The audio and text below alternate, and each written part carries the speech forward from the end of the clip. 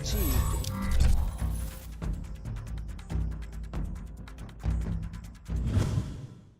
Good morning and welcome to Studio Day Heffrey. Good afternoon and good evening, depending what time you actually click on this link. Oh, I hit my camera. Hold on, let me turn the camera for you a little bit. You don't want to be seen up in the closet there. All right, welcome into Studio Day Heffrey, where today we are going to talk about Mike McCarthy. Yesterday, we were discussing the loss to the Rams, and I saw a stat. I seen a stat that matched what my eyeballs were telling me about the Cowboys losing to the Rams.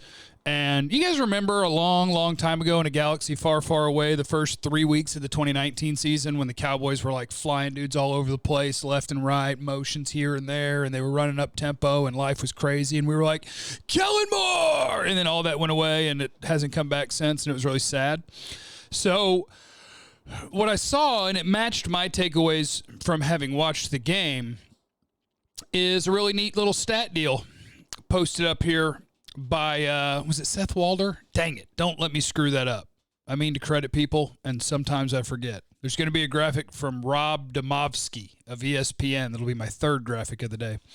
But this is what I saw on the internet, and it matched what I was thinking, where the Rams, look at how often they have people in motion on their plays. And even at the snap of the ball, how often they have guys in motion at the snap. But more so than that, what I want you to do is look at numbers 1 through 12 on this list. The teams in week 1 who had people in motion at the snap the most, the 12 teams that did it the most all won their football games. So did number 14. And number 13 is the 49ers. You think their head coach is a pretty smart football coach? So, yeah, he was probably doing really smart stuff. So I saw the graphic, which matched up with what I had seen from watching the Cowboys. And obviously I hate it. I am a big fan of finding the things that give you an advantage in football and wearing them out. That's what I like to do. I like to wear things out. Now, here's where I'm going to throw in a disclaimer as we check out the where the Cowboys were on this list, of course. That's the Cowboys. They're 26th on the list in terms of how often they use motion, how often they had people in motion at the snap. Mike McCarthy, if you want to check DallasCowboys.com, I didn't have time to pull the audio, but shout out to our show, G-Bag Nation, 2 to 7, Monday through Friday on The Fan, who we were talking about this topic a lot yesterday. And then reporters were asking McCarthy about it today, about what he thinks about pre-snap motion and how often he wants to use it.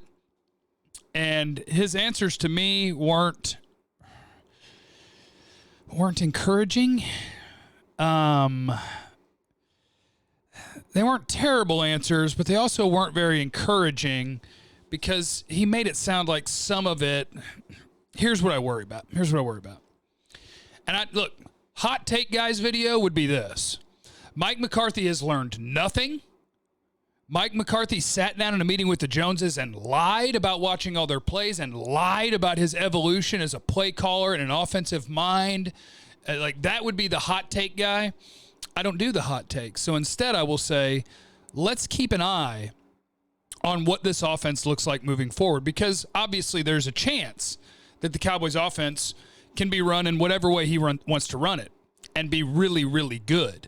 But I just want people to have the facts and the data on how it works when you move guys around before the snap. It is now established over a period of years and years and years that your expected result on a play is better if you have pre-snap motion.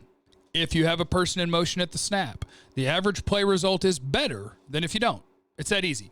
And it actually works out even better for the run game than the pass game in terms of how much of an expected boost you're going to get on that play.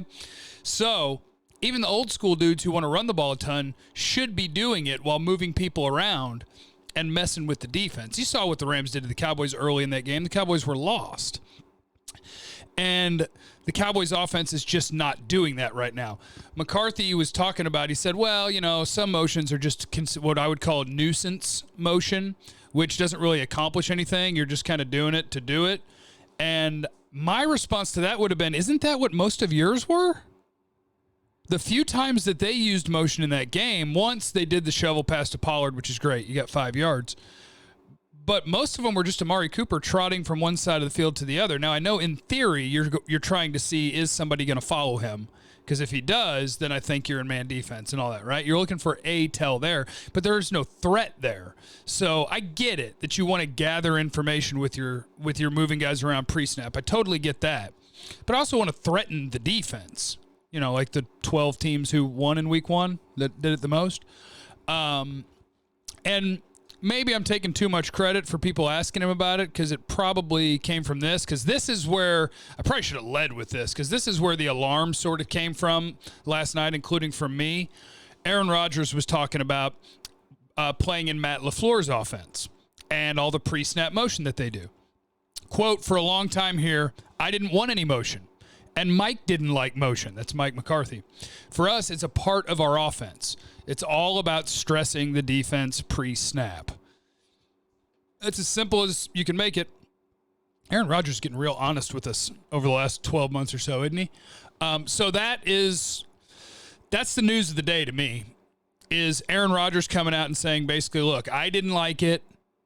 Mike didn't like it. So we didn't really do it. And if you'll remember, early in the McCarthy days in Green Bay, they did. They were big fans of moving around pre-snap, and he acknowledged that today in the presser, but then he was going to this weird place where he's talking about, and then later on we really got away from it because Aaron could diagnose things at the line by himself, and he did a great job with that. But that's also when you got fired and you guys were losing. So keep an eye on the head coach. That's all I'm saying. Honeymoon's over. Not that there ever was a honeymoon. He was hired to win now. Having gotten all that out there, are you prepared for my giant disclaimer? I'm like the king of disclaimers because, again, hot takes wear me out. I don't care. Keep watching. You're one game into a season. There's plenty of time. Let's see what this thing looks like over a stretch of 3 to 4 weeks, whatever. The biggest reason the Cowboys lost in week 1 is they sucked on third down. Over the course of Dak's career, they've been awesome on third down. 3rd or 4th in the league, I believe, when it comes to third down. And with a longer conversion on average than the teams in front of them. So your quarterback's done a great job on third down throughout his career, and your team wasn't able to convert third downs against the Rams, and you lost the game. So are we in full freak-out mode? No. You're 1 week into a season, and now it's time for week 2 against the Falcons, and you see what happens. And if you beat the Falcons, and if you score 30 points, then all is well, and we keep cruising along. But the motion thing bothers me because I think you got to take advantage of every little free advantage you can get in football. It's like Al Pacino said in Any Given Sunday, the inches we need are everywhere around us. I think that's what he said, give or take. It just popped in my head. So that's an inch. Getting, on average, a marginally better play result because I did something pre-snap, do it. It's free. It's like empathy and love. It's not a finite resource. Give me all the pre-snap motion. All right, let me grab my laptop because my laptop has the mailbag in it, and I have it on the charger over here. I'll probably have to type my password. Come on, laptop. Wake up. Wake up. What you doing, little laptop? Why isn't my laptop waking up, guys? Do you guys have any theories? I had it on the charger. Oh, no. It made it sound like it was dead. I don't really have any ideas on how to vamp here. Oh, here we go. Type that in. Type that in. Type that in. And that. You guys can't see my fingers, can you? Are any of you smart enough to have heard the tapping? And you know what my password is? Doesn't matter. My password is Philly Never. Oh, and somebody was asking what I was drinking yesterday. Today it's Pepsi, which is terrible. No, not that it tastes delicious, but all the sugar and stuff. Yesterday it was not Kool-Aid, as multiple people asked. It was Spark. It's my Advocare Spark. It's kind of how I get down. Hey, make sure now's as good a time as any while my laptop loads up to mash the thumbs up button. Although maybe you want to mash the thumbs down button because it's terrible broadcasting to not be prepared for the mailbag portion of the show. But just let me make it this time, please. Mash the thumbs up. I need the thumbs up. Make sure you're subscribed and you have notifications turned on. We are almost at 21% club for people who have notifications turned on. Stop trying to open things on me. Here we go. Now we're ready. Yeah, Mike, he said, what's in your cup? Is that Kool-Aid? Tommy, he said, can we get a shout-out to the best team in the Metroplex, the Western Conference champion Dallas Stars? Hell yeah, you can. Going to win the flippin' Stanley Cup. You kidding me? Hurricane Teabag. Weird name. But I support it. He says, are you a believer in the 0-1 versus 0-1 elimination game theory that the homie Justice Mosqueda, I love Justice Mosqueda, puts out, or do you believe it but think that the NFC East being worse than a Steven Seagal movie lessens the urgency of 0-2? Being 0-2 would suck. Now, in real life, would that end your season if you're in the NFC East? No, because the division's awful. I saw the Pro Football Focus simulations yesterday. The simulations have the Cowboys winning on average like 8.3 games this year, and that's a full game more than anybody else in the division. And second right now is Washington, not Philly. So you have a bad division. Could you survive 0-2? Yeah, you could survive 0-2. But most teams don't, because most teams don't have that margin for error. I still believe in this team, but at 0-2, that'll start cracking. It'll start cracking. But if they don't win the division, I quit. I don't know what I quit, but I quit something. Cody Brooks, hey, Jeff, 20%er here. What matchups are you looking forward to against the Falcons? What's the status of Jordan Lewis? To me, Anthony Brown looked like he was out of position way too often. Jordan Lewis is available. Question is, what does that mean, and how much will he play? I am a member of the J. Lou fan club. I know there are a lot of us out there, but I also feel like that's made us elevate him to a place that I don't know how realistic it is. Could Jordan Lewis be the best corner on the Cowboys? Maybe. But should we expect that he's going to be a starter when his entire career Anthony Brown has been the starter when he's healthy? Probably not. So my guess would be that Jordan Lewis can get ahead of Darryl Worley and be the fourth corner. But I think your top three is going to be Cheeto, Diggs, Brown. Same way it's been since all those guys have been here. Obviously, Diggs is new. But Jordan Lewis is available and ready to rock. Carlos, he said, do you think it'd be a good idea to draft a first-rounder left guard next draft if both our left guards can't perform? That would at least solidify our offense. And we'll rely on better scheming for our defense instead of drafting a defensive player, because we've seen what happens when Dak doesn't get any time at all to throw the intermediate/deep ball. Thanks, Jeff. Have an awesome day. Thank you, Carlos. I would never tie myself to one position going into a draft. When you get there, right now, the Cowboys can pick the best available player, which is always the goal, right? It's best available player while considering the needs on your team. You're not going to pick the best available player if he plays a position where he can't get on the field. So right now for the Cowboys, you could pick the best available player that plays center, guard, maybe tight end, linebacker, defensive tackle, edge, safety. You could still go corner. So there's so many different ways to go. You don't have to freak out about any one position. The right way to do the offseason is when this season ends, what you do is you sign free agents to make it so that you could go play a game on Sunday if you needed to, and you're not pinned down by, I've got to have this.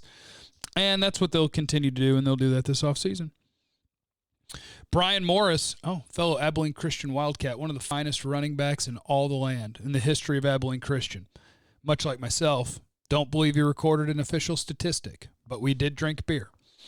Hey, buddy, your thoughts on Cowboys upgrading a DT instead of linebackers, either now or specifically in the draft? Would keeping our current roster of linebackers more freed up be worth more than spending draft capital on improving linebacker play? I've always wanted a big, ugly, mean, face-stomping monster up front with all love and respect due to them. Yeah. I have doubts. My problem is that I have big-time doubts about Vander Esch's ability to stay healthy and Jalen's ability to be a consistently good starter in the NFL. So first-round picks aren't the only picks you have, you know? I can get you, much like, what's his name? John Goodman in The Big Lebowski. If you need a toe, I can get you a toe. If you need a fat D tackle, I'll get you one in the fourth round. I'd get you a big boy to keep your linebackers free. But we're going to need some linebacker help too, methinks. Young AK, do you think we put Trevon up against Julio on Sunday? He seems to be the most physically capable player to do it, but then obviously it's still his second game. Okay, so if I have to match Julio, Calvin Ridley, and Russell Gage with my 3 starting corners, it's not fun. Cowboys are in bad shape there. Let me just start there. Julio or Ridley, give me Cheeto and Diggs and Brown. Cheeto, Diggs, and Brown. And I've got to cover Gage, Ridley, Julio.